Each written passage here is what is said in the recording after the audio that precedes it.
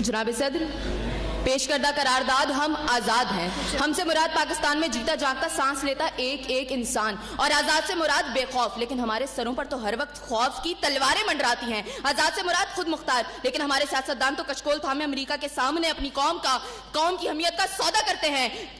आज़ाद से मुराद किसी के ताबे ना होना, लेकिन हम तो आज भी उन्हीं जागीरदारों, उन्हीं वडेरों, उन्हीं लुटेरों, उन्हीं जाबिर, उन्हीं जालिम, उन्हीं बेहिस और बेबस हुक्मरानों के ताबे हैं। तो मंतकी एतबार से करारदाद अभी और इसी वक्त मुस्तरद होती है। अगर ऐवान में बैठा कोई एक नौजवान भी खड़े होकर ये कह दे कि हाँ, जितनी आज़ादी हमें मिली है इतनी ही काफी है, तो मैं अभी और इसी के वक्त यहाँ के बजाय वहां खड़ी हूँ। लेकिन जनाब सदर, हम आजाद नहीं। और ये किस आजादी की बात करते हैं जिस मुल्क में वाटर कूलर से लटकते हुए गिलास को भी जंजीरों में जकड़ के रखा जाता हो, उसमें इंसान क्या आजाद होंगे? जनाब सदर, हम आजाद नहीं है।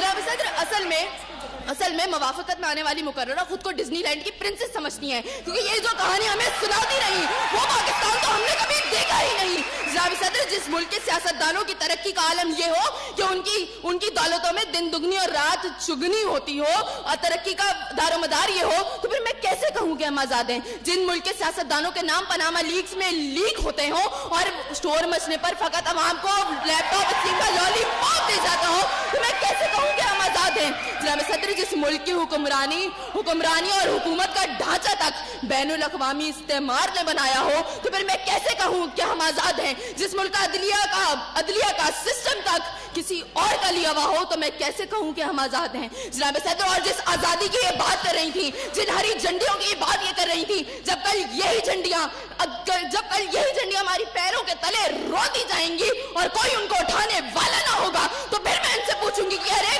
कौन सी आजादी? जनाब सदर, हम आजाद नहीं कि जब कश्मीर में हमारे भाइयों को मार मार के उनका भुर्कस निकाला जा रहा था, तो हम भारतीय मूवी सुल्तान को पाकिस्तान में सबसे मकबूल तरीन फिल्म बनाने में मसरूफ थे। तो मैं कैसे कहूँ कि हम आजाद हैं? जब बॉर्डर के पार हमारे मुसलमान भाइयों को मारा जा रहा था, तो मेरे मुल्क के सियासतदान आम की पेटियां और साड़ियां तोहफे में उनको बेच रहे थे। तो मैं कैसे कहूँ कि हम आजाद हैं? जनाब सदर, और हमारे नौजवानों के लिए, अभी रोड पर मैं देखती भी आई, हमारे नौजवानों के लिए आजादी का मकसद फकत बाइकों के साइलेंसर फाड़ के निकालने तक महदूद है। तो मैं कैसे कहूँ कि हम आजाद हैं?